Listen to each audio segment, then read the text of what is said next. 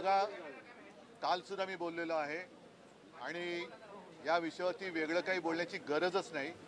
कोणीही जरी असला आणि त्यांनी जर का आमच्या छत्रपती शिवाजी महाराज, छत्रपती संभाजी महाराज आणि जी आमची महाराष्ट्राची दैवत आहेत त्यांच्याबद्दल अपशब्द काढले तर तो कोणी असला तरी त्याचा मुलाहिजा न ठेवता त्याला चांगली अद्दल घडेल अशी शिक्षा झालीच पाहिजे, ही सगळ्यांची मागणीच आहे. त्याच्यामुळे निलंबन किती मिनिटासाठी, तासासाठी, दिवसासाठी केले कल्पना नाही मला नाही, पण पुन्हा असं कोणाची बोलण्याची हिंमत होता कामा नये आणि या सरकारची जबाबदारी आहे की कठोरात कठोर शासन त्यांनी केलं पाहिजे. निलंबन तर कायमचं केलं पाहिजे असं माझं मत आहे.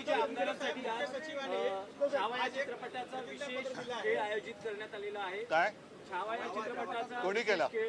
महायुती सरकारच्या वतीने आमदारांसाठी आयोजित केला गेला. मी ही कल्पना ज्यांनी मांडली असेल त्याचं जाहीर अभिनंदन करतो, कारण महायुतीमध्ये केवळ संभाजी महाराजांबद्दलचा छावा चित्रपट आज दाखवत आहे, पण शिवाजी महाराजांचा पण चित्रपट दाखवला पाहिजे. जे खास करून सुरतेला पळून गेले, त्यांना स्वराज्यासाठी सुरत लुटणारा आपला राजा कसा होता त्याचं शौर्य हेही समजलं पाहिजे.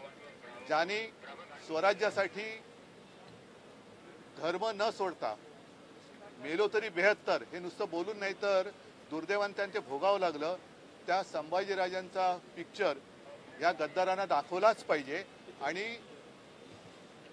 जे काय सगळे पळून गेले भीतीने, ईडी, इन्कम टॅक्स, CBI, तेव्हा तर ह्या आपल्या राजाने संभाजीराज म्हणून आम्ही त्यांना दैवत मानतो, तर त्यांच्यापासून काहीतरी बोध घ्यायला पाहिजे आणि विशेषतः या गद्दारांनी छावा चित्रपट पाहायलाच पाहिजे. उद्धव साहेब, विरोधी पक्षनेत्याबाबत भाजप सकारात्मक नाही अशी बातमी नाही, पण मी बातम्यांवरती का बोलू? त्यांना काल आम्ही आमची मागणी रितसर केलेली आहे, रितसर त्यांच्याकडनं उत्तर आल्यानंतर बोलू.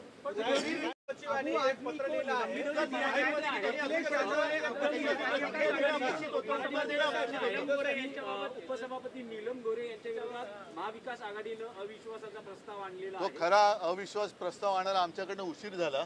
आतापर्यंत त्या निलंबितच व्हायला पाहिजे होत्या, कारण अविश्वास प्रस्ताव आणल्यानंतर त्याच्यावरती या अधिवेशनातच चर्चा आम्हाला अपेक्षित आहे. आणि कोणी जरी असलं तरी ज्यांनी जर का त्या एखाद्या नियमाचा किंवा कायद्याचा भंग केला असेल आणि अविश्वास ठराव ज्या कारणासाठी आणले ती कारणं तुमच्यासमोर येतील. पण पक्षांतर हाही एक विषय आहे, तर मला असं वाटतं यापूर्वीचा ठराव आणला पाहिजे होता आणि मंजूर व्हायला पाहिजे होता. यवतमाळ जिल्ह्यामध्ये पाणीपुरवठा गंभीर आरोप केले होते. 24 वर्ष म्हणजे 4 टर्म त्यांना आमदारकी दिल्यानंतर इतके गंभीर आरोप करतात. पक्षांनी काय त्याच्यावरती भूमिका आहे? कारण पक्षाने पक्षप्रमुखांवरती त्यांनी आरोप त्याच्याबद्दल सगळ्या महिलांनी, माझ्या ज्या शिवसेनेच्या रणरागिणी आहेत, महिला कार्यकर्त्या, त्यांनी प्रतिक्रिया दिलेल्या आहेत, सगळे शिवसैनिकांनी दिलेल्या आहे. मी अशा प्रश्नाला कधी उत्तर देत नसतो. शिवसैनिक पुरेसा समर्थ है. आदमी को निलंबित किया गया है, परमानेंटली करना चाहिए. कितने दिन के लिए किया है? बजट सत्र का क्या मामला होता है? वो चलेगा, सप्ताह चलेगा, लेकिन परमानेंटली उसको निलंबन करना चाहिए. अखिलेश जी ने आपत्ति जताई. नहीं, उनको जताने दो. हम पूरे महाराष्ट्र ने उनके खिलाफ आपत्ति जताई है और अगर वो चाहते तो वो वहाँ से चुनकर लाए. किसी को सस्पेंड करने से सच छुपता नहीं है, ऐसे अखिलेश यादव ने कहा. सच का मतलब क्या है? सच वो जानते हैं.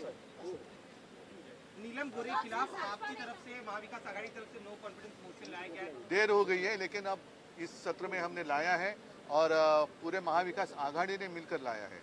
तो हमें अपेक्षा है कि इसी सत्र में उसके ऊपर निर्णय हो जाए. यवतमाळ जिल्ह्यामध्ये एका प्रतिनिधी